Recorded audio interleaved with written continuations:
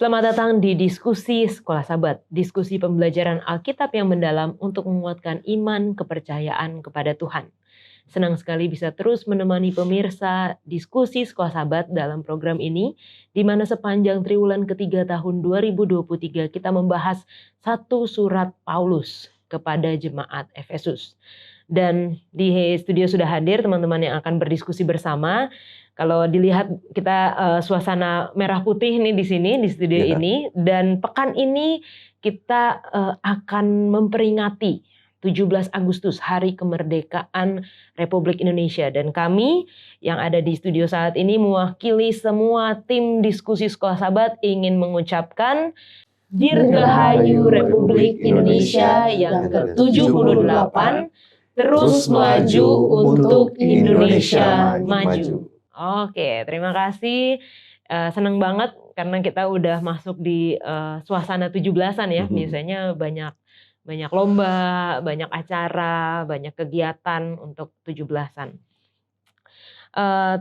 Kita juga ingin menyapa teman-teman yang sudah menuliskan komentar di kolom komentar YouTube Diskusi Sekolah Sahabat. Mungkin yang pertama boleh minta Norman untuk membacakan. Yang pertama dari Lea Lewas, terima kasih tim Diskusi Sekolah Sahabat. YouTube yang terawal disiarkan, Sekolah Sahabat ini mudah dimengerti dan dapat dikongsi dengan rekan-rekan di perbincangan Sekolah Sahabat nanti. Thanks dari Lea Lewas, Gereja Pekan Keningau, Sabah. Amin, puji Tuhan. Selanjutnya Pendeta Heski. Baik, Oktaviani, Julia, amin, puji Tuhan. Terima kasih selalu menjadi saluran berkat Tuhan melalui pembahasan pelajaran Sekolah Sahabat setiap minggunya. Tuhan kiranya memberkati kita semua. Amin, puji Tuhan. Silahkan Lana. Dari Tulun Dusun Official Channel, amin dengan diskusi Sekolah Sahabat, sangat-sangat menguatkan iman dan sangat terberkati. Terima kasih dengan tim Diskusi Sekolah Sahabat yang saya nanti-nantikan setiap minggu. Puji Tuhan. Puji Tuhan. Jadi senang juga ya kita dari Diskusi Sekolah Sahabat yang kalau dinanti-nantikan gitu tiap minggu sama pemirsa kita. Dan yang terakhir dari Willy Sui, amin. Sudah membahas pelajaran ketiga dengan sangat baik. Senang dipahami. Terima kasih semua. Tuhan memberkati kita semua. Salam dari Gereja Ulu Dusun Sandakan, Sabah, Malaysia. Puji Tuhan. Banyak teman-teman kita dari Sabah, Malaysia. Nanti mungkin kalau satu kali kita ke sana kita bisa ketemu sama mereka juga. Dan pelajaran sepanjang pekan ini, sepanjang triwulan ini kembali mengenai surat Efesus, yaitu surat Rasul Paulus kepada jemaat Efesus, dan kita membagikan buku Sekolah Sahabat ini secara cuma-cuma kepada pemirsa semua. Jadi bagi sahabat-sahabat yang ingin memiliki buku ini, ingin belajar bersama dengan kami, namun mungkin di tempat tinggalnya sulit untuk memiliki akses buku ini, silahkan hubungi nomor call center Hope Channel Indonesia dan kami akan mengirimkan buku ini ke tempat Anda masing-masing secara cuma-cuma. Jadi jumlahnya terbatas, stoknya terbatas, jadi bagi teman-teman yang rindu untuk belajar bersama dengan kami, silahkan langsung saja hubungi nomor call center Hope Channel Indonesia. Sepanjang pekan ini, di mana kita memperingati Hari Kemerdekaan Republik Indonesia, tanggal 17 Agustus, kita mempelajari mengenai perubahan yang terjadi ketika seseorang menerima Kristus di dalam kehidupannya. Ada cerita di Sahabat Petang mengenai Jose Antonio yang telah menjadi tunawisma tinggal di jalanan Palma, Spanyol selama bertahun-tahun, dan ketika dia menerima perubahan, makeover, rambutnya digunting, janggutnya dicukur, dia diberikan baju yang baru, dia melihat perubahan yang sangat signifikan sampai dia katakan orang pasti nggak bisa kenal sama saya, dan dia katakan ini bukan hanya perubahan eksternal dari luar saja, tapi ini juga perubahan kehidupan saya. Biarlah kita ketika mempelajari pelajaran pekan ini bisa juga merasakan dan mengalami perubahan seperti yang Jose Antonio temukan ketika dia makeover. Efesus adalah kota terbesar keempat dari Kekaisaran Romawi. Dengan jumlah penduduk sekitar 250.000, Efesus merupakan ibu kota dari salah satu provinsi paling kaya di wilayah yang kita kenal saat ini sebagai Asia Kecil. Menulis surat ini dari dalam penjara, Paulus mengkhawatirkan orang percaya di Efesus menjadi tawar hati dan melupakan apa artinya menjadi pengikut Kristus dalam budaya masyarakat kota Efesus yang canggih dan menikmati kemakmuran.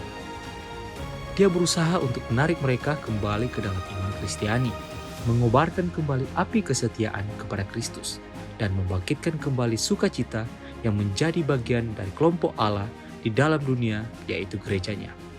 Belajar dari surat Efesus. Miliklah kesempatan untuk mendapatkan kembali cinta pertama, kasih yang mula-mula, kegembiraan mengikuti Yesus di zaman yang sungguh menantang.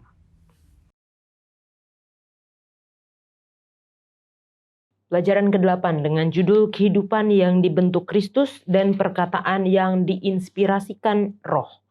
Ayat hafalannya terdapat di dalam Efesus 4 ayat 22-24, yaitu bahwa kamu berhubung dengan kehidupan kamu yang dahulu harus menanggalkan manusia lama yang menemui kebinasaannya oleh nafsunya yang menyesatkan, supaya kamu dibaharui di dalam roh dan pikiranmu dan mengenakan manusia baru yang telah diciptakan menurut kehendak Allah di dalam kebenaran dan kekudusan yang sesungguhnya. Untuk memulai diskusi kita minta Norman untuk berdoa. Kita berdoa. Bapa dalam surga, kami ucap syukur berterima kasih atas berkat-berkat yang masih kami terima hingga pada saat ini. Kami akan memulai diskusi sekolah sahabat kami, kiranya Engkau berkati masing-masing kami yang ada berada di sini untuk dapat berdiskusi dengan baik, sehingga nantinya hasil diskusi dapat kami terapkan dalam kehidupan kami dan juga membawa berkat bagi kami dan yang menonton Bapak-Bapak. Pimpin kami sepanjang hari dalam segala aktivitas kami, dalam nama Yesus kami berdoa. Amin. Amin. Oke, ini sehubungan dengan 17 Agustus ya. Hari Kemerdekaan Republik Indonesia. Sudah 78 tahun kita merdeka. Tentunya setiap tahun ada perubahan-perubahan yang terjadi, tapi secara spesifik mungkin tahun ini atau di 78 tahun ini perubahan apa sih yang teman-teman harapkan ada di Indonesia? Lana. Oke. Kira tadi kan orang. Sama. Baik, kalau aku sih berharap supaya Indonesia bisa lebih bersih lagi, masyarakat Indonesia secara keseluruhan bisa lebih sadar untuk betapa mudahnya membuang sampah pada tempatnya sebenarnya, tidak membuang sembarangan. Amin. Oke, kalau Pendeta Heski? Ya mungkin bisa negara kita bisa lebih menjamin keamanan warga negara, karena BEGAL itu masih ada di mana-mana ya. Jadi di beberapa daerah orang masih takut untuk beraktivitas malam ya, lebih khusus di tempat-tempatnya. Jadi mungkin bisa menjamin keamanan lebih baik lah. Gitu. Amin. Norman, banyak kayaknya listnya. Banyak. Tapi list nomor 1 sih pendidikan. Karena negara kita kan besar, tapi sayang pendidikannya masih belum merata dan guru masih belum begitu terpandang lah itunya, apa dia punya profesinya. Jadi ya berharap perubahan besar terjadi di bidang pendidikan. Iya. Dan Presiden kita juga katakan bahwa dalam beberapa tahun ke depan ini lagi masa-masa jayanya, masa produktifnya bangsa kita ya. Jadi umur produktif bangsa Indonesia, rakyat Indonesia tuh yang lagi tinggi-tingginya di sekarang, dan kita harus tingkatkan buat perubahan dimulai dengan diri sendiri. Kalau tadi Lana bilang untuk menjaga kebersihan, lalu keamanan dan juga pendidikan, kita mulai dengan diri kita sendiri. Kita juga memberikan pengaruh kepada orang-orang di sekitar kita. Kita doakan juga Pak pemerintah kita untuk bisa mengambil kebijakan-kebijakan yang baik untuk kemajuan dari negara kita tercinta. Nah, pelajaran ke-8 ini juga mengenai perubahan gitu kan. Kalau tadi cerita yang saya ceritakan yang tertulis di dalam pelajaran kita di Sahabat Petang, memang perubahan secara eksternal. Hanya ya rambutnya digunting, dirapikan, diberikan baju, tapi dia bahkan mengatakan bukan hanya perubahan penampilan, itu mengubah hidup saya. Kalau perubahan besar yang ada di dalam hidup teman-teman, apa sih kira-kira dan apa penyebabnya? Nah, ini baru ke Norman duluan. Apa, Man? Perubahan terbesar Dalam hidup. kejadiannya sih pas kuliah gitu ya. Maksudnya ya karena ada cukup struggle ketika kuliah. Jadi berubah, pola pikirnya berubah, cara pandangnya juga berubah. Selama ini kan maksudnya sebagai apalagi anak seorang pendeta gitu kan. Jadi kadang kita punya pola pikir, kita punya cara pandang tuh sempit lah gitu. Tapi begitu kuliah, begitu udah mulai bisa lihat banyak hal, udah mulai tahu banyak hal, perubahan pola pikir, perubahan cara pandang tuh mulai berubah di situ sih. Pengaruhnya cukup besar. Oke. Kalau pendeta? Ya, dalam hidup ya biasanya kalau bilang yang terlihat perubahan fisik, ada yang maju ya, itu berpengaruh. Ukuran celana jadi berbeda. Biasanya itu karena senang katanya pendeta. Ya, senang menanggung penderitaan orang gitu. Apalagi pekerjaan pendeta kan, profesi pendeta. Nah, memilih untuk menerima panggilan ke Jakarta itu hal yang luar biasa. Merubah cara pandang yang sebelumnya berada di daerah, di Manado, berhadapan dengan anak-anak sekolah, anak Chaplain, guru di sana, dan tiba-tiba langsung datang ke Jakarta dengan pola pikir orang yang berbeda, anggota jemaat yang bervariasi, baik latar belakang, tingkat umur, sosial, dan sebagainya, itu merubah cara pandang. Oke. Kalau Lana? Kalau aku mungkin, kalau dulu tuh sempat aku senang banget main game sampai begadang-begadang, main game dan nonton drakor. Jadi itu bersambung. Jadi kalau dulu populer dengan COC dan lain sebagainya, itu kan ada waktu untuk mentrain si troopernya. Selagi nunggu itu aku ke drakor dulu. Abis itu kalau udah selesai balik lagi gitu. Sampai dan pagi-paginya lanjut lagi kerja lagi. Jadi emang waktu istirahatnya jadi malah kadang-kadang nggak tidur sama sekali. Sampai pada akhirnya saya dirawat di rumah sakit hanya karena sakit kelelahan. Jadi nggak keren ya sakitnya. Jadi itu dirawat seminggu, lambungnya juga kena. Jadi pada saat itu saya jadi merenung sama seminggu itu di rumah sakit.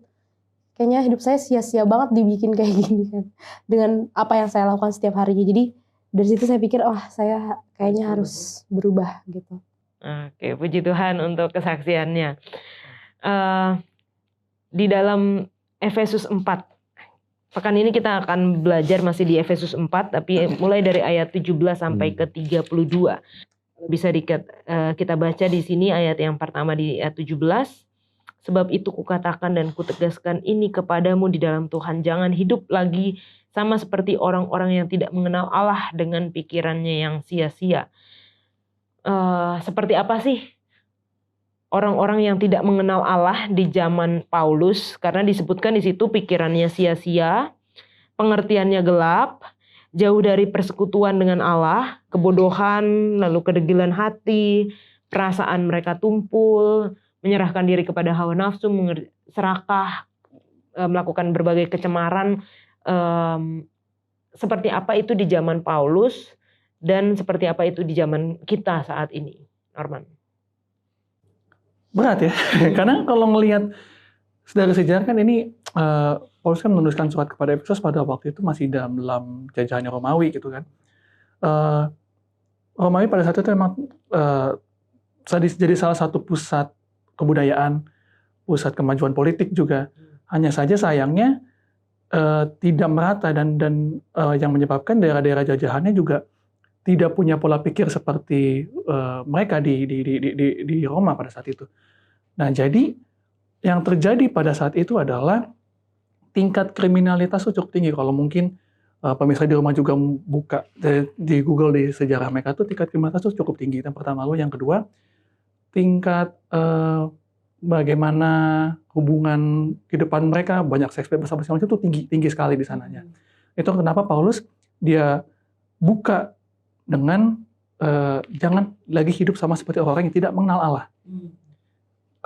Istilahnya kamu sudah dididik, kamu punya manner, kamu punya etika, itu yang dipakai. Karena kegiatan orang pada saat itu kalau bahasanya itu begajulan, beneran berantakan, minum alkohol sepuasnya, makan juga sepuasnya. Karena di saat zaman itu zaman kesuksesan bangsa Roma, makmur, orang mungkin mereka merasa mereka safe, hidupnya berfoya-foya katakan. Itu kenapa Paulus bilang berubah, ada reformasi, ada perubahan. Oke. Kalau dari Lana gimana? Aku rasa kayaknya untuk di zaman yang dulu sama zaman Paulus sama zaman sekarang sebenarnya mirip-mirip aja. Pelanggaran-pelanggaran yang manusia lakukan gitu ya.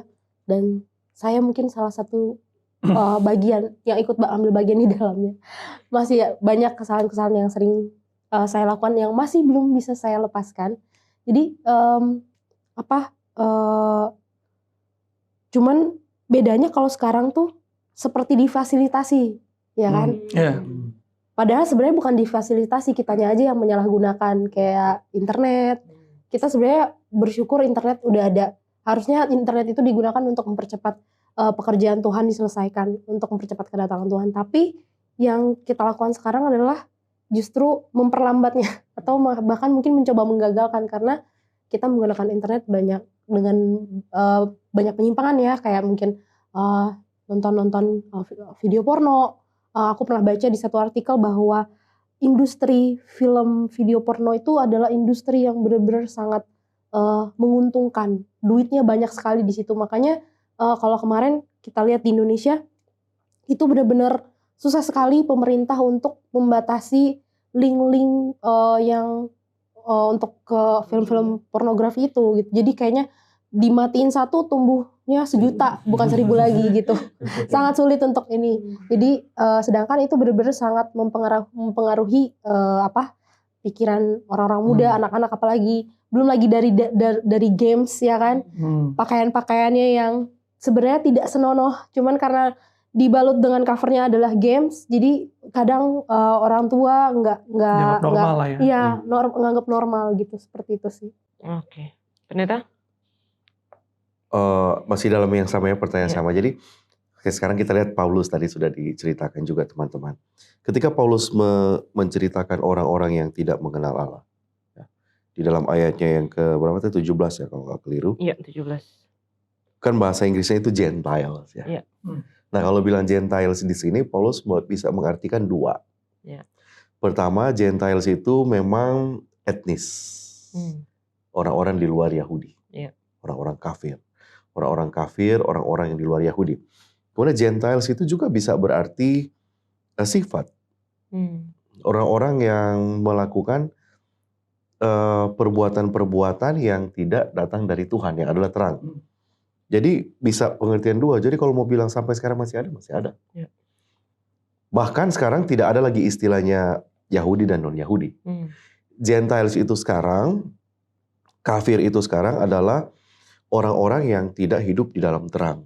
Jadi kalau ayat 17 ini kan, ini membuka sesi yang baru dari Efesus pasal 4. Jadi ketika dia mengatakan jangan lagi hidup seperti orang Gentiles, dalam artian di sini, hidup di luar terang. Misalnya, di dalam terang itu kan ada Tuhan. Mazmur pasal 36 ayat 9. Ya, Mazmur 36 ayat 9. Mungkin Yola bisa baca. Mana pendeta? Mazmur 36 ayatnya yang ke-9. Oke. 36 ayat yang ke-9. Iya. Mereka Sebab padamu, karena memang 10 agak berarti ya kalau di ya. bahasa Indonesia. Sebab Betul. padamu ada sumber hayat. Di dalam terangmu kami melihat terang. Melihat terang. Jadi di dalam Tuhan itu melihat terang. Jadi sekarang kita tidak lagi ngomongin orang Yahudi dan non-Yahudi. Iya. Jadi Gentiles itu adalah orang-orang yang tidak ada di dalam terang. Tidak ada di dalam firman. Firman itu adalah terang yang menuntun. Itu perjanjian lama. Kalau perjanjian baru itu merujuk kepada relasi, ya, relasi atau hubungan dengan Tuhan. Efesus pun sudah mengatakan itu.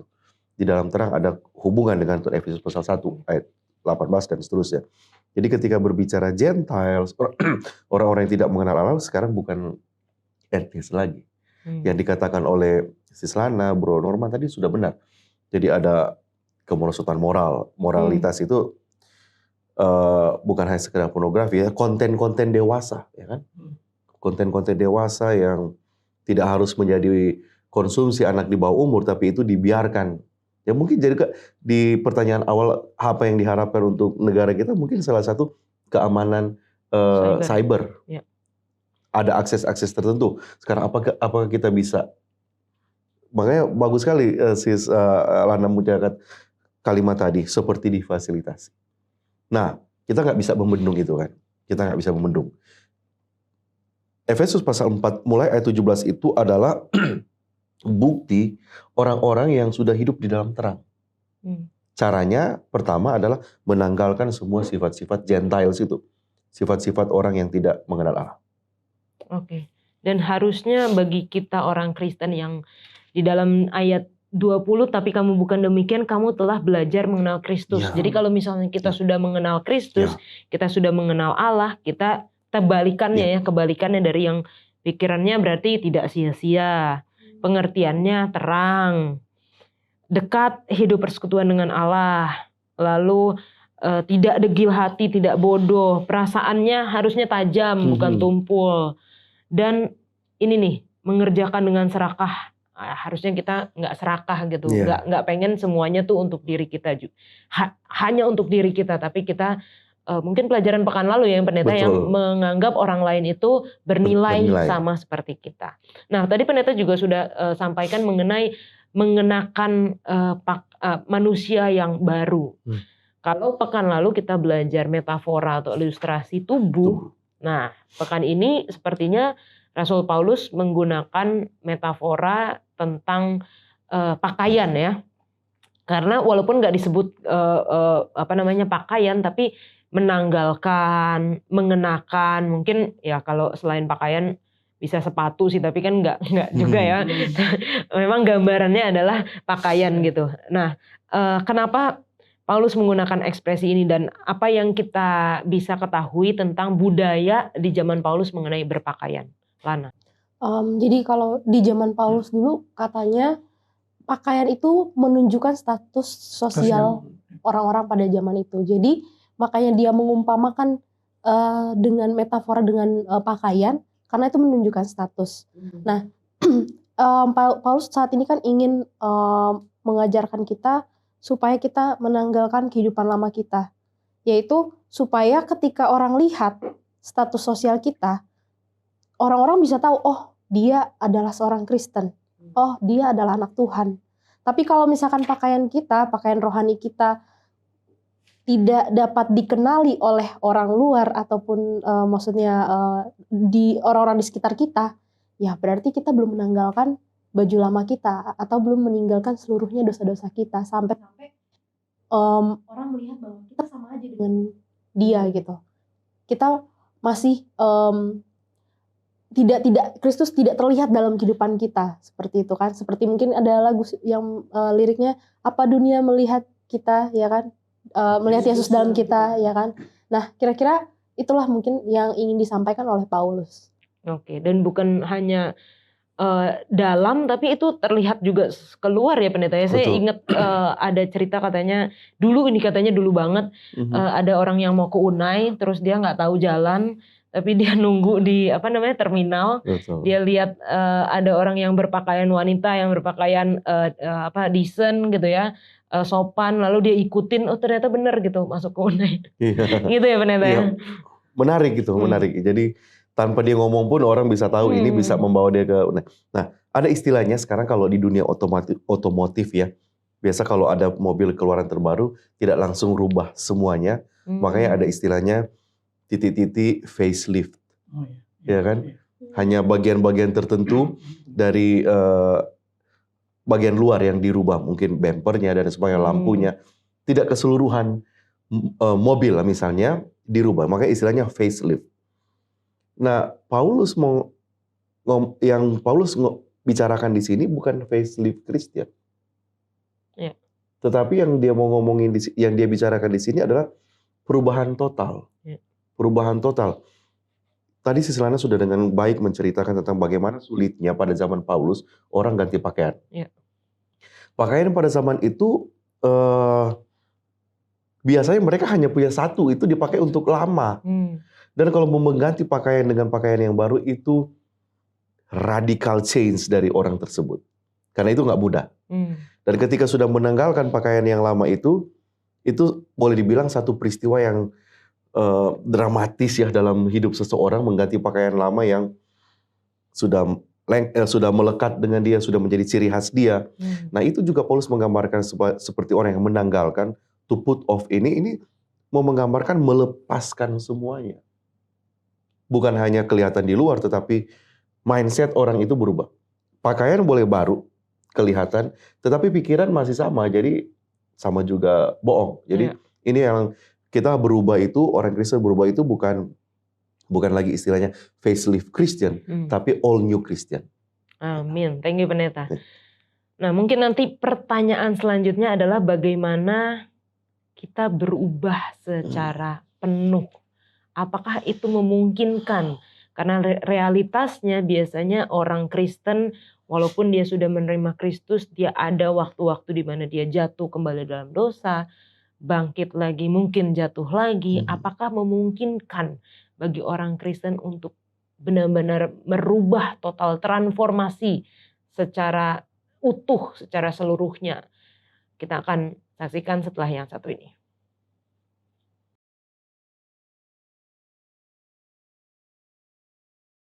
Transformasi total artinya perubahan gaya hidup, cara pikir, kebiasaan, pembaruan batin. Apakah ini mungkin terjadi? Karena sulit untuk mengubah kebiasaan yang sudah berakar, yang sudah mungkin selama hidup kita melakukan hal itu, cara pikir yang sudah ada di dalam diri kita.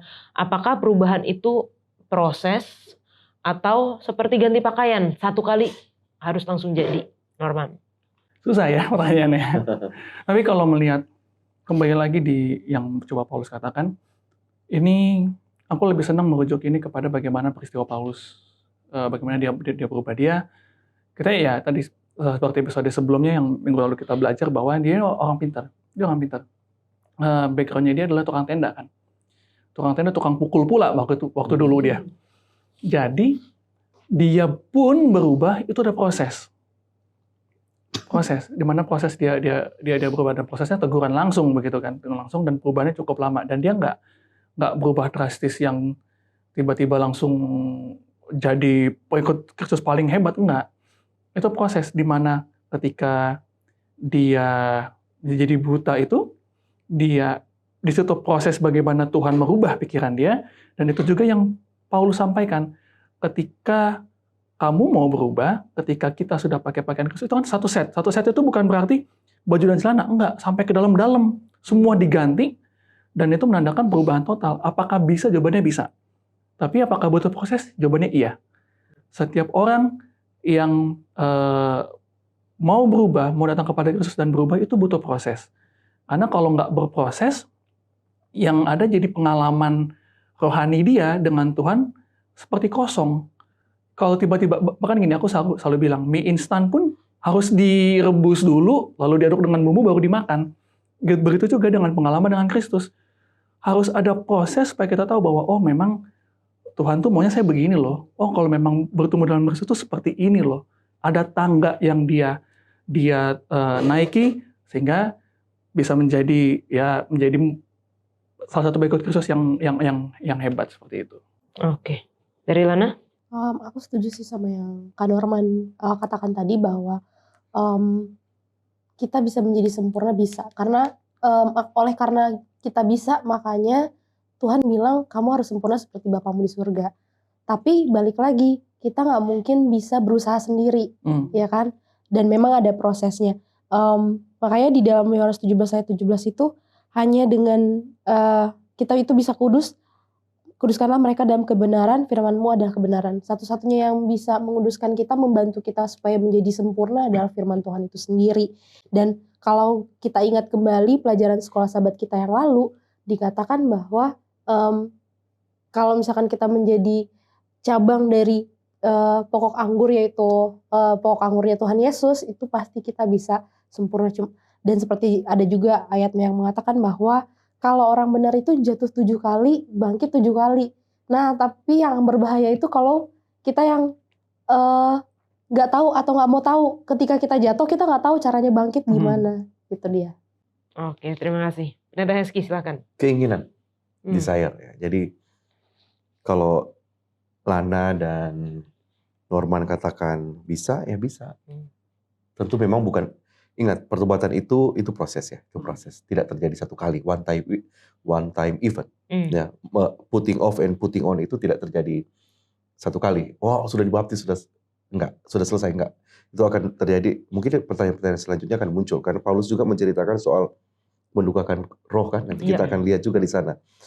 Yang sudah memeteraikan kita. Nah, jadi persoalan kita bisa nggak untuk seperti itu, kita bisa. Pertama, Paulus menceritakan dengan jelas, menunjukkan bahwa kalau kita punya desire, kita punya keinginan, dan keinginan itu dibuahi dalam artian hal yang positif, itu akan terjadi. Sementara proses untuk pertobatan itu berjalan hanya oleh karena kita ingin terus dibarui. Jadi bisa nggak? Bisa, kalau kita ingin dibarui. Oke.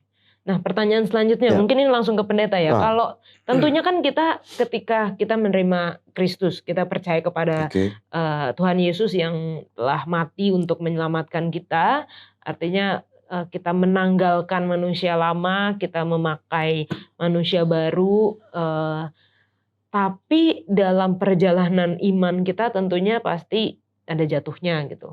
Walaupun bangkit lagi seperti yang tadi Lana bilang kan, jatuh 7 kali, bangkit lagi gitu.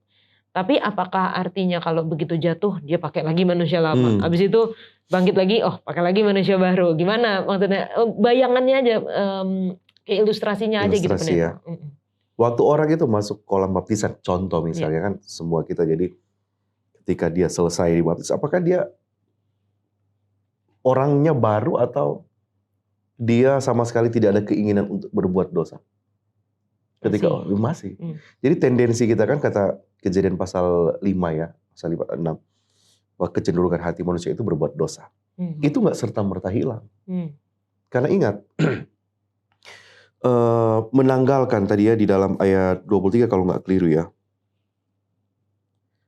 Ayat 22 dan 23. Yaitu bahwa kamu berhubung dengan kehidupan kamu yang dahulu, harus menanggalkan putting off, yaitu manusia lama yang menemui kebinasaannya oleh nafsunya yang menyesatkan, kemudian supaya kamu dibarui di dalam roh dan pikiranmu, ayat 24, dan mengenakan manusia baru. Ini yang disebut dengan menanggalkan dan mengenakan. Paulus menggunakan kata di sana itu kata yang secara Yunani, penulisan Alkitab bahasa Yunani itu present. Itu sedang terjadi sekarang. Itu bukan sudah terjadi satu kali dulu dan tidak akan terjadi lagi. Jadi ketika kita sedang berusaha untuk memperbaharui kehidupan kita, hidup berdasarkan panggilan. Jangan lupa kita jangan lupa pembukaan Efesus pasal 4 ayat 1. Bahwa kita harus hidup berpadanan dengan panggilan itu. Kita to be taught katanya, kan sudah diajarkan. Kita sudah diberitahu tentang Tuhan. Tetap kita punya potensi untuk berdosa. Hanya ketika kita berdosa, ketika kita tahu kita salah, kita harus cepat-cepat kembali. Karena ada seorang penulis Kristen ya, Ellen White, dia katakan, ketika kita jatuh dalam satu kelemahan, berdosa untuk satu titik itu, kekuatan kita untuk menghadapi itu berkurang. Bohong misalnya. Ketika ada kebohongan, ada ujian untuk bohong, kemampuan kita berkurang untuk melawan aku nggak bohong, nggak mau berbohong. Mencuri, jatuh di dalam hal mencuri, berdosa. Ketika ada ujian untuk mencuri, kelemahan saya berkurang. Nah, selama saya bisa kembali kepada kekuatan saya awal, kita masih bisa menghadapi itu. Tapi semakin hari kita menyerah kepada cobaan, keinginan untuk berdosa itu, kita akan hilang. Jadi kita tidak punya kekuatan untuk benar-benar setelah diselamatkan kita tidak ada lagi kesempatan untuk berbuat dosa. Kita bukan one save always save. Ada doktrin yang mengatakan tulip itu ya, total depravity dan sebagainya. Makanya orang itu sudah ditentukan untuk selamat. Enggak, kita punya potensi. Ingat Mazmur 23. Selain Mazmur 23, Lukas pasal 15 ya, ilustrasi tentang 3 yang hilang itu ya. Berapa domba yang hilang? 1. 99 sudah di kandang atau belum? Kalau ceritanya mereka sudah di kandang. Mazmur 23 itu masih di dalam perjalanan. Jadi sekarang mungkin si ini hilang. Yang lain, domba-domba yang lain punya potensi untuk hilang. Nah, selama kita tahu bahwa kita bisa hilang, kita harus selalu nempel dengan kekuatan dari mana kita diangkat. Yaitu kuasa dari Tuhan. Oke, dan itu yang pelajaran Sekolah Sahabat kita juga katakan, kuasa dosa terus menyeret seseorang ke bawah, bahkan ke dalam lebih banyak dosa. Jadi kalau satu dosa, lalu kita nggak langsung cepat balik ke Tuhan, kita terseret ke dalam dosa yang lebih dalam dan lebih banyak lagi ya Pendeta ya. Semakin memburuk. Semakin memburuk. Oke. Nah, kita lanjutkan tadi ayat yang Pendeta sudah bacakan sampai di ayat 24. Nah, lalu ayat-ayat selanjutnya dalam pelajaran Sekolah Sahabat kita itu menarik banget karena saya baru sadar juga ternyata Paulus menuliskan dengan sangat luar biasa ya. Ada kata-kata negatif, diikuti dengan kata-kata positif dan alasannya. Kayak di ayat yang ke-25, perintah negatifnya menyingkirkan kebohongan. Lalu ada perintah positif, biarlah kamu masing-masing berbicara tentang kebenaran. Lalu kemudian alasan, karena kita adalah anggota satu sama lain. Selanjutnya di ayat 28, perintah negatifnya, yang mencuri jangan mencuri lagi. Betul. Terus diikuti dengan positif, pencuri harus bekerja keras melakukan pekerjaan yang baik. Alasannya supaya dapat membagikan sesuatu kepada orang yang berkekurangan. Dan itu berulang kali di dalam sisa dari pasal 4 ini. Saya senang gitu untuk melihat detail-detail kecil dari pasal buku Efesus yang kita pelajari setiap sahabatnya ya. Jadi luar biasa, terima kasih untuk penulisnya yang telah begitu membukakan pikiran kita. Mungkin pertanyaannya ada di Efesus 4 ayat 26 dan 27. Apabila kamu menjadi marah, janganlah kamu berbuat dosa, janganlah matahari terbenam sebelum padam amarahmu, dan janganlah beri kesempatan kepada iblis. Seperti apa ini marah yang tidak berdosa? Dan kenapa harus padam sebelum matahari terbenam? Lana? Jadi kalau ditanya seperti apa, kenapa dibilang jangan sampai matahari terbenam, adalah karena ketika kita menyimpan amarah atau emosi, dan itu berlarut-larut, dari situlah nanti timbul pikiran-pikiran seperti yang tadi udah Kayola bilang, bahwa ketika kita jatuh dalam dosa, kalau kita nggak coba mematahkan atau keluar dari dosa itu akan menyeret kita lebih dalam. Begitu juga dengan amarah contohnya, atau emosi. Ketika kita memanjakan rasa itu, kita nggak hilang-hilangin, akan tumbuh pikiran-pikiran baru, pikiran-pikiran jahat baru, seperti mungkin ingin mencelakai, ingin membunuh. Kalau mungkin kita bisa ingat cerita dari Kain dan Habel. Kenapa pada akhirnya Kain membunuh adiknya sendiri gitu? Karena ketika dia merasa iri itu dimanjakan. Habis itu dia marahnya juga dimanjakan, ya kan? Tidak dihilangkan. Akhirnya tindakan yang keluar yaitu membunuh adiknya. Makanya jangan sampai lama-lama kalau marah. Dan marah yang baik itu seperti apa? Apakah ada marah yang baik? Kalau misalkan kita lihat cerita Yesus, ketika Yesus hidup di bumi ini, Yesus pernah marah. Tapi marahnya itu kenapa bisa dibilang demi kebaikan? Karena memang itu adalah bentuk dia kasih. Bentuk dia tidak mau sampai Ka'bah itu disalahgunakan. Kita tahu ceritanya bahwa di depan Ka'bah itu mereka berjualan sembarangan dan lain sebagainya. Jadi marah yang baik itu seperti apa aja sih? Ya, marah yang baik itu adalah pertama harus didasarkan kasih. Kita marah kepada seseorang bukan karena kita mau, karena kita nggak suka sama orangnya, personalitinya, tetapi memang kita tidak setuju dengan apa yang dia lakukan. Dan kita sudah berdoa lebih dulu. Jadi itu sebenarnya kalau kita pelajarin bahwa ketika kita menegur pun atau seperti marah, nggak bisa sembarangan. Jadi kalau misalkan kita harus berlandaskan kasih yang pertama, lalu sesuai dengan keadaan, dan biarlah kata-kata kita ini memberikan kasih karunia gitu. Jadi bukan menjatuhkan orang tersebut ketika dia melakukan dosa terus kita tegur, hei kamu parah banget, kayaknya kamu nggak ada harapan lagi dan lain sebagainya, judging gitu ya. Kita udah langsung mematahkan, kamu nggak mungkin hidupnya bla bla bla gitu. Seringkali yang kita dengar teguran-teguran itu seperti itu. Padahal seharusnya kata-kata yang dikeluarkan oleh kita itu walaupun dalam keadaan marah sekalipun harus dalam keadaan yang memang harus keluar kata-kata yang tetap menjadi berkat bagi orang lain, supaya ketika dia mendengarkan itu memang dia bisa menerimanya gitu. Dan marah tidak harus selalu dengan nada yang tinggi. Ya. Kita marah ngomong begini, Saya aku marah lagi marah loh, loh, gitu. saya marah loh gitu. Level itu harus Betul. dicapai. Iya, Benar. benar seperti itu. Oke, dan itu cerita yang sangat bagus ya dari Kain dan Habel, karena itu dimulai dengan kemarahan, iri hati ya, kemarahan. Tapi udah ada nih Tuhan udah kasih peringatan gitu. Kenapa mukamu muram? Bukankah mukamu akan berseri kalau kamu melakukan sesuatu yang baik gitu kan? Tapi tetap diikutin gitu marahnya. Nah, pendeta, marah yang gimana nih? Sama kenapa dikatakan di sini juga jangan beri kesempatan kepada iblis. Nah, menarik ya. Tadi komentar Alkitab itu luar biasa ya dari Sislana. Jadi memang diskusi ini menarik, sangat biblikal penjelasan dari Sislana karena komentar-komentar Alkitab yang dia gunakan. Gini, coba kita lihat kembali ya, Efesus pasal 4 ayat 20 berapa tadi? 26 dan 27. Iya, soal marah kan. Kalau kita baca dengan teliti, apabila kamu menjadi marah, boleh nggak di sini marah? Boleh. Di sini bukan bilang kamu nggak boleh marah. Jangan kamu berbuat dosa. Itu kan. Dia hanya bilang jangan kamu berbuat dosa. Dia bilang di sini apabila kamu menjadi marah. Kenapa Paulus bilang ini? Dia ambil cerita di dalam Mazmur 4 ayat 4. Coba kita lihat ya. Ada yang sudah dapat mungkin.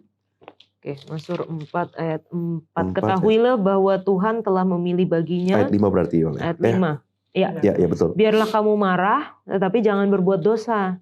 Berkata-katalah dalam hatimu di tempat tidurmu, tetapi tetaplah diam. Boleh marah. Jadi kalau melihat makan, perjanjian lama yang kan ditulis dalam Ibrani, ketika diterjemahkan ke dalam bahasa Yunani namanya LXX ya, Septuagint. Sama yang digunakan oleh Paulus di dalam Efesus pasal 4 ayat 26 tadi. Be angry, marah. Tadi sudah dijelaskan, saya nggak hanya ulangi sedikit lagi. Yang Lana katakan, marah itu terhadap dosa. Marah terhadap tindakan. Marah terhadap sesuatu yang nggak sesuai dengan cara hidup yang Tuhan minta. Marah. Nah, jadi boleh marah. Bukan berarti harus marah-marah terus. Enggak. Dalam konteks ini ya, jadi nanti dipelintir lagi ya. Teman-teman kalau mau bertanya nanti kita diskusi lagi ya. Jadi ketika dibilang being angry ini, jadi marah ini dalam artian Paulus bilang, oke, kamu boleh menyatakan kemarahan untuk hal-hal yang memang nggak boleh harus terjadi. Mazmur pasal 4 itu cerita di ayat-ayat sebelumnya itu menceritakan tentang ada kamu Tuhan sudah tolong, ada orang yang memang berbuat nggak baik. Silakan marah, being angry, tapi kembali jangan buat dosa. Bagaimana itu marah yang bisa menjadi dosa? Nah, Paulus rinci. Ayat tadi Yola sudah baca ya, Efesus berapa? Ayat 4 ayat. Sekarang ayatnya yang ke 27 ya tadi Yola. Boleh? Dan janganlah beri kesempatan kepada iblis. Oke, apabila kamu menjadi marah, janganlah kamu berbuat dosa. Janganlah matahari terbenam sebelum padam amarahmu. Baru ini ada lagu ya. Ada lagu yang dibuat oleh teman kita mungkin. Janganlah beri kesempatan kepada iblis. Kenapa dia bilang jangan sampai sun not go down. Sampai matahari itu pergi terbenam. Kenapa? Nah inilah kalau sudah lewat itu, marah itu sudah, walaupun marahnya positif, itu jadi nggak baik. Kenapa Paulus bilang, ternyata ada limitasi untuk orang yang marah, walaupun marahnya terhadap sesuatu yang diperbolehkan untuk marah. Kalau bikin salah, saya marah. Kualitas marah seperti apa, harus level itu yang tadi. Aku marah loh ini. Level itu sulit kan sekarang. Nanti kita ngenyain kalau sifat begitu. Nah, kenapa? Karena pada saat itu Paulus mengatakan ketika dia bilang janganlah beri kesempatan ini kalau bahasa Yunani katakan room. Jangan kasih ruang sama iblis. Kapan itu marah akan memberikan ruang kepada iblis? Kapan? Ada waktunya. Kalau marahnya itu sudah dipenuhi dengan dendam. Dendam. Jadi nggak suka sama orangnya. Harusnya dia kasih waktunya, boleh marah. Terus bagaimana? Pendeta, bagaimana kalau marahnya malam hari? Marahnya malam hari. Oke, indikasinya satu, dia bilang seperti ini. Oke, ini saya hanya menjelaskan kata room atau berikan kesempatan kepada iblis. Kalau marah itu sudah menjadi benci, nggak senang sama orang, itu indikasi bahwa kemarahan kita udah nggak normal. Jadi dia katakan jangan beri kesempatan kepada iblis, yaitu saat kemarahan saya, walaupun seseorang berbuat salah, dosa, sudah menjadi benci terhadap dia dan ujung-ujungnya dendam, nggak mau ketemu lah dan sebagainya. Seperti itu. Oke, thank you Pendeta sudah menjelaskan secara rinci ayat ini ya. Boleh marah, tapi jangan beri kesempatan kepada iblis untuk kita berbuat dosa dengan amarah kita. Kita akan lanjutkan diskusi kita setelah yang satu ini.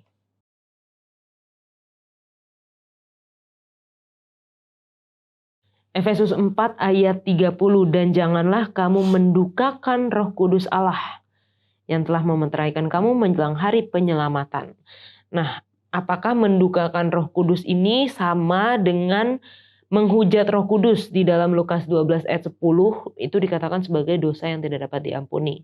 Norman. Misalnya kalau pertanyaan yang susah-susah Norman kayaknya. Agak iya, terus kenapa yang susah kesini terus ya? Lemparannya. Ya, ini kan sebenarnya Paulus dia mau kasih penjelasan bahwa setiap orang yang telah menerima Kristus dalam kehidupannya, ada Roh Kudus bagi mereka. Nah, yang jadi persoalan adalah seringkali tindakan kita itu mendukakan hati Roh Kudus, dalam artian sudah tahu kita seharusnya berubah, tadi kan mengenakan pakaian, sudah tahu kita pakai pakaian baru, tapi kesalahan yang sama terus berulang-ulang dilakukan. Kalau sahabat kita penulis sahabat kita dia merujuk kepada bagaimana bangsa Israel dulu. Kalau dibilang di sini seperti dulu bangsa Israel kerjaannya memberontak aja, mendukakan hati Roh Kudus saja, kesalahan yang sama berulang-ulang dia lakukan sehingga yang ada seperti kesannya bangsa Israel itu bermusuhan sama Roh Kudus gitu loh, nggak masuk. Dan ini yang coba Paulus tekankan bahwa jangan sampai ketika kita sudah dimateraikan, tapi karena tindakan kita malah tanda kutip tidak sadar menjauhkan Roh Kudus dalam kehidupan kita. Di sekolah sahabat kita, di paragraf yang kedua ini bagus nih. Paulus menegaskan bahwa Roh Kudus memateraikan orang percaya sejak hari mereka menerima Kristus sampai hari penyelamatan. Hubungan Roh Kudus dengan orang percaya tidak rapuh tetapi tahan lama. Ketika orang percaya mengabaikan kehadiran Roh yang terdiam di dalam dirinya dengan mempersenjatai karunia Allah untuk berbicara, Roh tidak dikatakan pergi tetapi berduka. Jadi hati-hati. Ini balik lagi nih, hati-hati ketika kita diselamatkan, ada Roh Kudus sana, tindakan kita, ucapan kita itu bisa mendukakan hati Roh Kudus. Jadi kalau dari yang tadi Norman baca, Roh tuh nggak yang gampang ngambek gitu ya, yang sekali. Ya mungkin kita membuat Roh itu berduka, tapi dia tidak pergi ya, puji Tuhan. Hubungan Roh Kudus dengan orang percaya tidak rapuh, tetapi tahan lama. Gimana tanggapannya Pendeta? Soal mendukakan Roh. Mendukakan sama menghujat. Mendukakan, oke. Ada ya tadi di Lukas berapa tadi? 12 ayat 10 Pendeta. Ya, Lukas 12 ayat 10 itu memang tidak banyak penjelasan, karena kalau ada komentar-komentar Alkitab, misalnya komentar Alkitab Gereja Advent, itu merujuk kepada cerita yang sama juga, dia komentari dalam Matius pasal 15 ayat 31. Okay. Mungkin, jadi kita pergi ke Matius 15 ayat 31, yang memiliki penjelasan yang sama ya, 15, 31, ya Allah mungkin sudah dapat. Maka takjublah orang banyak itu. Sorry. Mungkin, sebentar ya, yang mau merujuk kepada 12.31, sorry, 12.31. Oke. 12.31.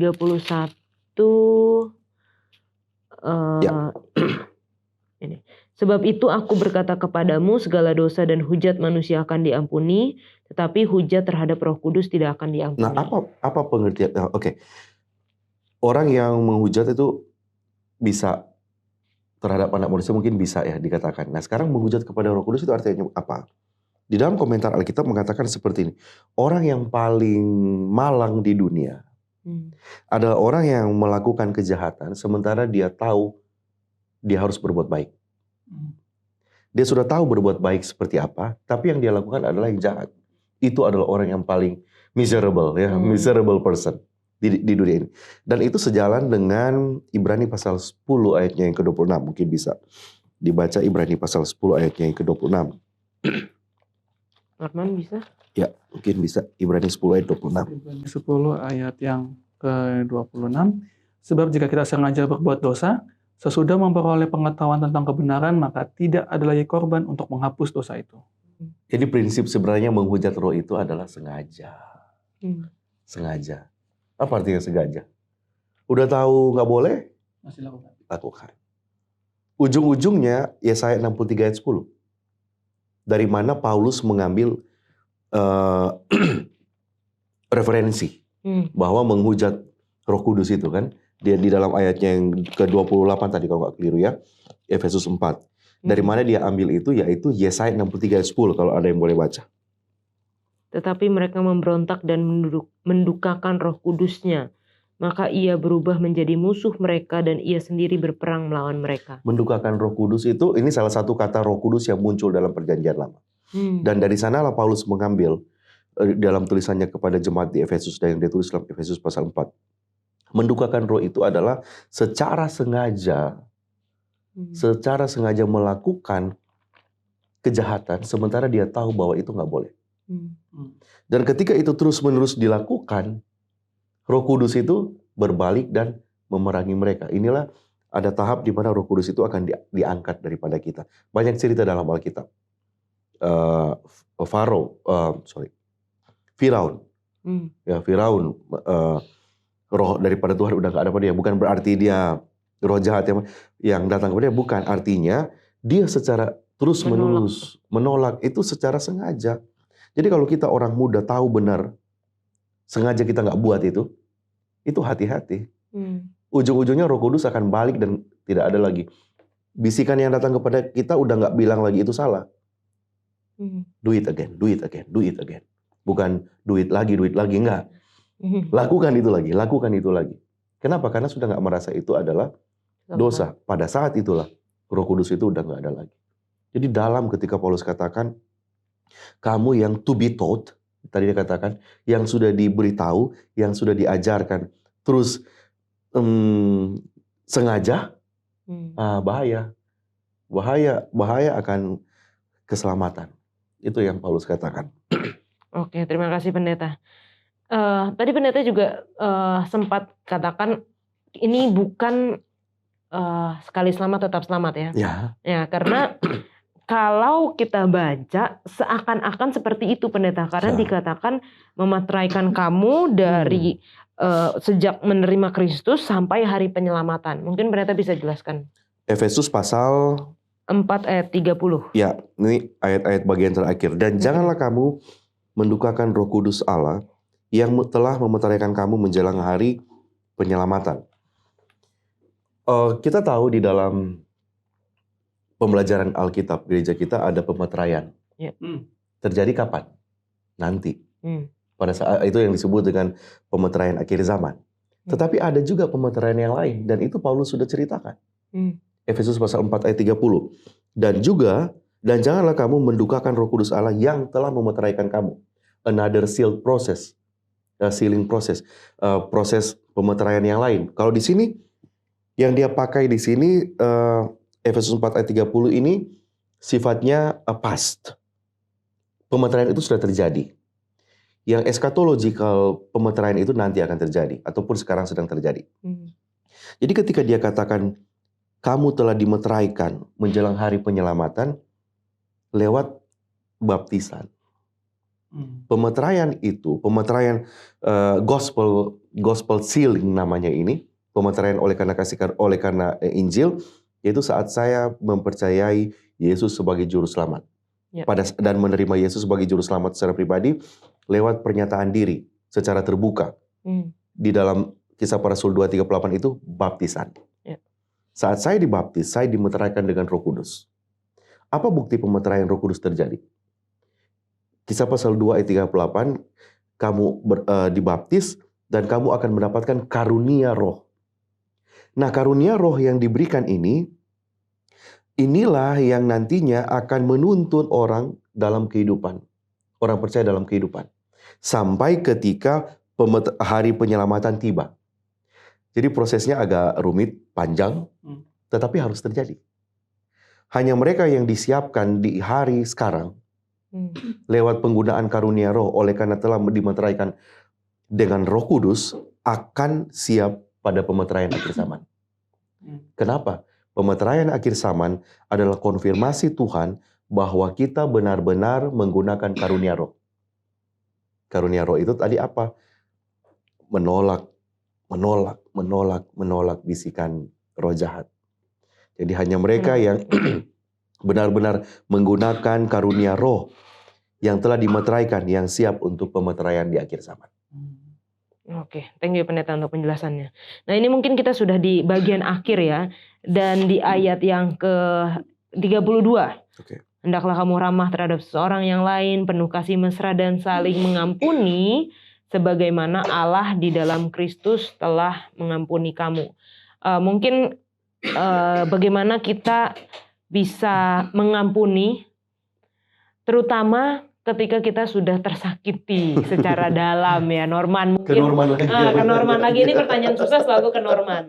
Sebenarnya kita harusnya lebih mudah untuk mengampuni karena kita mengingat bahwa Tuhan telah mengampuni kita gitu. Tapi dalam realnya kan kadang-kadang sulit juga kalau kita udah tersakiti, kita mau mengampuni orang lain. Norman gimana?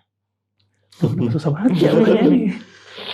Mengampuni orang lain yang sudah menyakiti kita. Iya, kadang ini tricky dalam artian begitu sulit untuk bisa, ya karena sekali kan kalau sudah dibilang menyakiti hati, kadang kita sendiri pun udah nggak, kalau sebelumnya kita bilang marah boleh, tapi jangan marah sama orangnya. Tapi kalau udah bilang tersakiti, biasanya kita akan lebih marah sama orangnya. Sampai istilahnya tuh udah nggak mau lihat, gue udah nggak mau lihat muka lu lagi gitu loh. Cuman baik lagi, ketika kita bisa berdamai dan mau mengampuni orang yang menyakiti, itu jadi satu tahapan besar untuk menunjukkan bahwa ya kasih itu seperti itu. Dalam artinya seperti ini, ada orang yang bilang bahwa di kesempatan kedua itu selalu datang kepada orang yang tepat, dan ketika kita mau mengampuni orang, ketika kita mengampuni orang, menjalin kembali hubungan dengan orang tersebut yang sudah menyakiti kita, ya kita memberikan dia kesempatan kedua. Dalam artian untuk bisa memperbaiki kembali hubungan kita dengan dia yang hilang. Karena kalau aku pribadi prinsipnya seperti ini.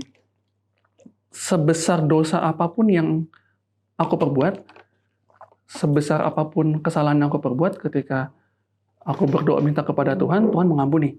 Masakan saya nggak mengampuni orang yang bersalah kepada saya? Itu sih. Oke, thank you. Biasanya yang susah Norman ya. Tapi oke. Ini Pendeta mungkin sekalian kesimpulan ya Pendeta. Bagaimana kita sebagai orang Kristen yang sudah dipanggil untuk menanggalkan manusia lama, untuk mengenakan manusia baru. Kalau di dalam pelajaran kita judulnya adalah kehidupan yang dibentuk Kristus dan perkataan yang diinspirasikan Roh. Seperti apa dan bagaimana kita bisa mencapai hal itu? Silakan Pendeta. Ketika pertanyaan Yola ke Bro Norman tadi tentang ayat 31-32 itu, saya pikir pertanyaan kunci dari diskusi kita pelajaran ke-8 ini. Soal penghabisan Efesus pasal 4. Dari marah menjadi ramah. Gitu kan. Ayat 26 dikatakan ramah. Marah. Ayat 32 dia ceritakan ramah. Level itu yang harus kita capai. Bukan hanya itu, apalagi yang dia katakan di dalam ayatnya yang ke-32. Penuh kasih mesra, saling mengampuni. Sebagaimana Allah dalam Kristus telah mengampuni kamu. Oke, ke ayat 31. Pahit, geram, marah, pertikaian, apalagi Norman, fitnah. Jadi kontras. Jadi sebenarnya Paulus menutup Efesus pasal 4 dengan kontras. Tadi Yola positif negatif. Itu yang dia mainkan sebenarnya dari struktur penulisan Paulus dalam Efesus pasal 4. Dan treatment terhadap orang lain, goodwill terhadap orang lain itu adalah fondasi atau dasar yang dilakukan oleh Tuhan. Yesus melakukan yang baik bagi kita, bukan? Kita juga harus melakukan itu. Ingat, saya punya kata kunci di dalam Efesus pasal 4 ayat 17 sampai 32 ini adalah to be taught. Kita sudah diajarkan. Kita sudah diberitahu. Kalau kita sudah diberitahu, jangan diabaikan. Apa hal-hal yang jangan diabaikan yang sudah diberitahu? Ramah seorang terhadap yang lain. Kamu sudah mengenakan pakaian yang baru, yang butuh proses, yang sedang berlangsung. Nah, siapa contoh terbaik? Yaitu Kristus. Kristus mengambil semua yang harusnya menjadi bagian saya dan kita semua. Sebagai langkah terakhir mungkin ada 4 tahap. Ya. Saya berharap kita harus berikhlas, saya berharap menjadi pengaruh yang baik di keluarga saya atau di lingkungan gereja. Saya harus mengingat bahwa Kristuslah yang menyatukan. Saya harus berikrar bahwa ketika saya tidak setuju dengan orang, saya akan menunjukkan dengan rasa hormat. Dan yang keempat mungkin hidup dengan sukacita. Jadi keempat hal ini harus jadi pengaruh yang baik, harus mengakui persatuan ini hanya datang dari Kristus.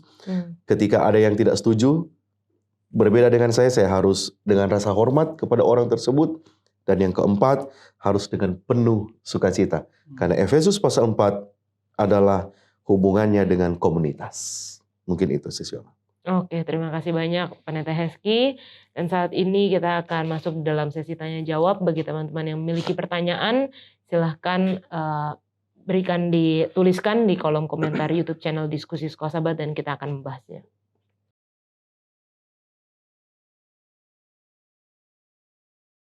Teman-teman, saat ini kita berada di dalam segmen tanya jawab, masih di dalam Diskusi Sekolah Sahabat, dan sudah bersama dengan kita Pendeta Alberto Tolalesi, Direktur SSPP Uni Indonesia Kawasan Barat, yang akan menjawab pertanyaan-pertanyaan dari teman-teman yang telah dituliskan di YouTube channel Diskusi Sekolah Sahabat. Jadi kami mau ingatkan lagi kalau ada teman-teman yang masih belum mengerti pelajaran mengenai Efesus triwulan ini, silahkan tulis di kolom komentar YouTube channel Diskusi Sekolah Sahabat dan kita akan membahasnya di episode-episode selanjutnya. Nah, Pendeta, ada pertanyaan kembali dari Saudari Grace. Bagaimana dengan situasi kita membawakan atau mengkhotbahkan kedamaian, tanda kurung kebenaran, tetapi ternyata respon yang terjadi adalah malah terjadi perselisihan.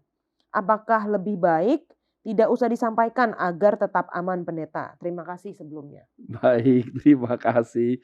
Terima kasih. Jadi kita sudah tahu bersama ya bahwa pekabaran kitab Efesus, Injil merobohkan tembok-tembok pemisah ya.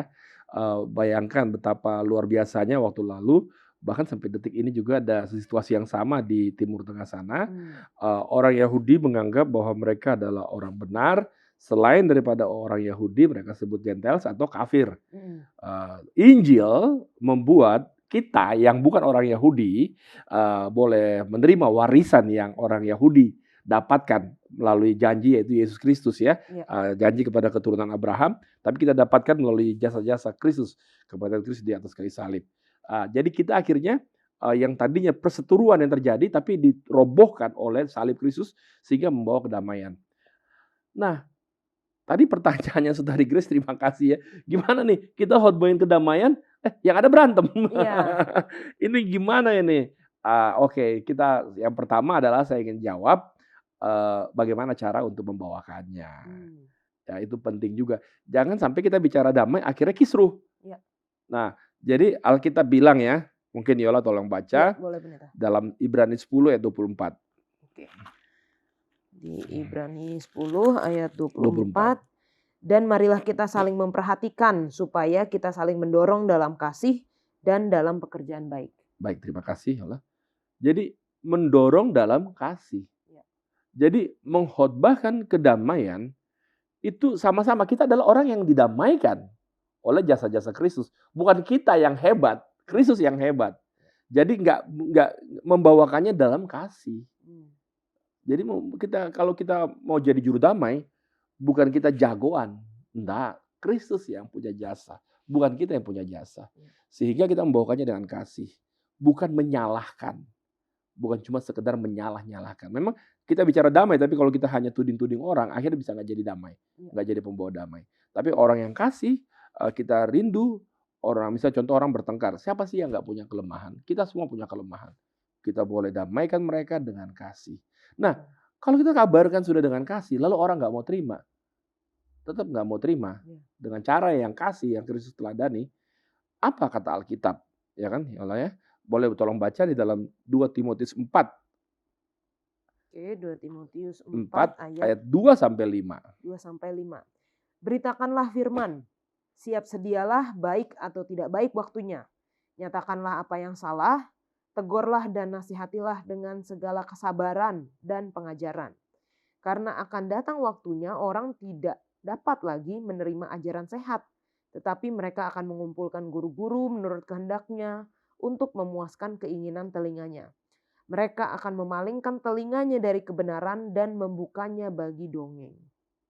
Sampai 5 ya pendeta ya? Iya. Tetapi kuasailah dirimu dalam segala hal. Sabarlah menderita. Lakukanlah pekerjaan pemberita Injil dan tunaikanlah tugas pelayananmu. Itu dia. Kalau orang jadi marahin kita, enggak apa-apa. Yang penting kita sudah bawakannya dengan kasih, dengan cara Kristus. Kita rindu ada perdamaian, tapi orang nggak mau terima. Alkitab bilang, tetap kabarkan. Tetap beritakan, tunaikan tugas pelayanan kita yang Tuhan kasih dalam kehidupan kita. Itu mungkin yang saya bisa sampaikan. Terima kasih, Yola. Terima kasih Pak Pendeta. Nah, pertanyaan satu lagi. Ini dikirimkan no name ya Pendeta ya. Seperti apa orang Kristen, terlebih yang sudah besar dari keluarga Kristen, mengalami perubahan kehidupan yang dibentuk Kristus dan perkataan yang diinspirasikan Roh? Nah, luar biasa. Kalau mungkin untuk memperjelas, kalau misalnya perubahan seseorang dari mungkin contohnya non-Kristen atau mungkin dari Kristen tapi yang dulunya bandel, kan begitu menerima Kristus akhirnya berubah. Tapi kalau sudah dari keluarga Kristen yang dari kecilnya baik-baik kok Pendeta. Bagaimana caranya mengalami kehidupan yang dibentuk Kristus dan perkataan yang diinspirasikan Roh? Baik, terima kasih. Terima kasih untuk yang bertanya walaupun no name. Jadi begini, pertumbuhan artinya di dalam kehidupan kekristenan kita ini bukan masalah sudah berapa lama kita jadi orang Kristen. Karena ada banyak juga yang lahir begini sudah Kristen. Ini masalahnya adalah apakah kita berhubungan dengan Kristus. Itu kualitas hubungan dengan Kristus itulah yang menentukan kekristenan kita. Nggak peduli dia dari keluarga Kristus, yang dari lahir Kristen, tapi kalau dia nggak punya hubungan dengan Kristus dengan benar, maka tidak nampak buah kehidupannya. Karena memang di dalam Yohanes 15 ayat 5, saya baca ya. Akulah pokok anggur dan kamulah ranting-rantingnya. Barang siapa tinggal di dalam aku dan aku di dalam dia, ia berbuah banyak. Sebab di luar aku kamu tidak dapat berbuat apa-apa. Hanya dengan tinggal di dalam Kristus dan izinkan Kristus tinggal di dalam kita, maka kita bisa berbuah. Maka kita bisa ada lahir baru, ada manusia roh yang akan muncul. Nah, itu dibahas lebih jauh di dalam Efesus. Ya, kitab Efesus 4. Ini panjang sekali pembahasan tentang hal ini di dalam kitab Efesus pasal 4 ya. Di ayat yang saya mulai baca, ayat yang 20 lah ya. Coba saya akan bacakan ya. Tetapi kamu bukan demikian. Kamu telah belajar mengenal Kristus. Karena kamu telah mendengar tentang dia dan menerima pengajaran di dalam dia menurut kebenaran yang nyata dalam Yesus. Yaitu bahwa kamu berhubung dengan kehidupan kamu yang dahulu harus menanggalkan manusia lama yang menemui kebinasannya oleh nafsu yang menyesatkan, supaya kamu dibaharui dalam roh dan pikiranmu, dan mengenakan manusia baru yang telah diciptakan menurut kehendak Allah di dalam kebenaran dan kekudusan yang sesungguhnya. Lalu ayat selanjutnya itu, buanglah dusta. Kalau kamu mencuri, jangan lagi mencuri. Artinya ada perubahan hidup. Jadi begini, walaupun kita hidup dari keluarga Kristen, lahir Kristen, Tapi itu bukan berarti langsung menjadi jaminan bahwa ada perubahan hidup. Enggak. Boleh jadi kelihatannya baik-baik saja, tapi ada kebencian mungkin di dalam diri kita. Ada hal-hal yang orang nggak lihat, orang nggak tahu. Kita nggak pernah mencuri, kita nggak pernah mabuk-mabukan, kita nggak pernah ngerokok, kita nggak pernah jadi anak jalanan. Tapi ada karakter-karakter benci orang, iri hati. Itu yang nggak mau Tuhan. Nah, perubahan yang nyata adalah dihasilkan ketika kita tinggal di dalam Yesus. Dan Yesus di dalam kita. Dan kita jadi manusia baru. Bukan karya kita, ya Allah. Kita berbuat baik, hilang kebencian, itu adalah karya Kristus. Proses yang terjadi ketika kita memilih untuk tinggal dalam Yesus dan Yesus dalam kita. Yesus dalam kita dan kita dalam Yesus adalah kita izinkan untuk firman berkuasa dalam diri kita. Kita izinkan diri kita di dalam jam-jam doa. Karena kita menyadari kita bukan siapa-siapa. Kita nggak ada kekuatan. Kita izinkan dalam diri kita bahwa kita ingin ceritakan segala kebaikan Tuhan. Dan kita akan bertumbuh. Kebencian dikalahkan oleh kuasa roh. Manusia lama, manusia daging akan menjadi manusia baru.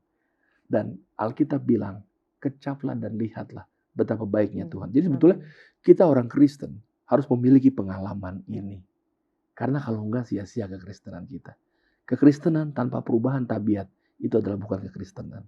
Kekristenan adalah perubahan karakter. Itulah karya kasih karunia Kristus. Ya Allah. Terima kasih. Amin. Puji Tuhan. Terima kasih penjelasan pendeta. Hubungan kita dengan Tuhan ya pendeta ya. Amin. Terima kasih. Dan buat teman-teman yang mungkin masih punya pertanyaan, silahkan tinggalkan di kolom komentar YouTube channel Diskusi Sekolah Sahabat. Atau juga bisa menghubungi nomor WA, WhatsApp call center Hope Channel Indonesia. Ini pertanyaan untuk Sekolah Sahabat, Diskusi Sekolah Sahabat. Dan kita akan membahasnya di episode berikutnya. Terima kasih Pak Pendeta. Terima kasih. Kita akan kembali ke studio.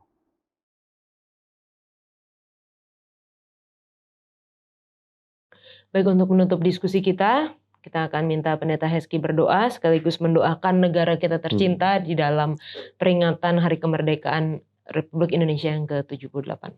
Baik teman-teman, saudara-saudara kita berdoa.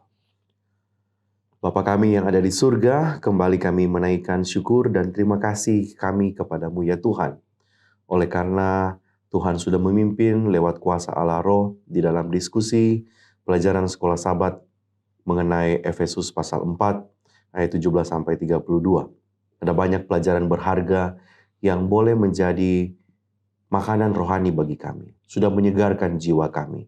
Bantu kami untuk menjadi ala Tuhan di dalam hubungan kami dengan sahabat-sahabat, dengan keluarga, dengan umat-umat Tuhan yang lain. Karena tujuannya dari pelajaran ini adalah kami boleh menjadi terang, boleh menjadi alat. Termasuk kami juga boleh menjadi berkat bagi negara kami yang merayakan hari ulang tahun ke-78. Kami berdoa ya Tuhan, biarlah peran kami sebagai warga negara akan benar-benar terlihat dan fungsi kami sebagai warga negara juga akan memberikan dampak. Karena kami berharap negara kami akan menjadi lebih baik manakala kami sebagai warga negara melakukan yang semestinya dilakukan oleh warga negara yang baik. Biarlah pemimpin-pemimpin negara kami dari presiden, wakil presiden, para menteri dan semua pelaksana-pelaksana kebijakan di negara kami ini benar-benar dikuasai oleh Roh Tuhan untuk memimpin dengan sempurna oleh karena Tuhan yang menolong mereka. Segala kelalaian Engkau jauhkan, segala motivasi-motivasi untuk memperkaya diri sendiri, golongan ataupun hal-hal untuk mencelakakan yang lain, biarlah Engkau singkirkan dari para penguasa dan bagi para penyelenggara negara kami.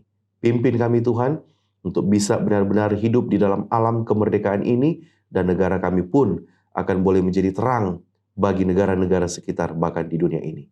Terima kasih, ini doa kami dalam nama Yesus. Amin. Amin. Terima kasih Pendeta Hezky, Lana dan juga Norman sudah berdiskusi bersama. Dan biarlah kita di dalam kehidupan kita akan menanggalkan manusia lama dan memakai manusia yang baru, sehingga kehidupan kita akan dibentuk oleh Kristus dan perkataan kita diinspirasikan oleh Roh. Kita akan belajar di episode selanjutnya. Tuhan Yesus memberkati.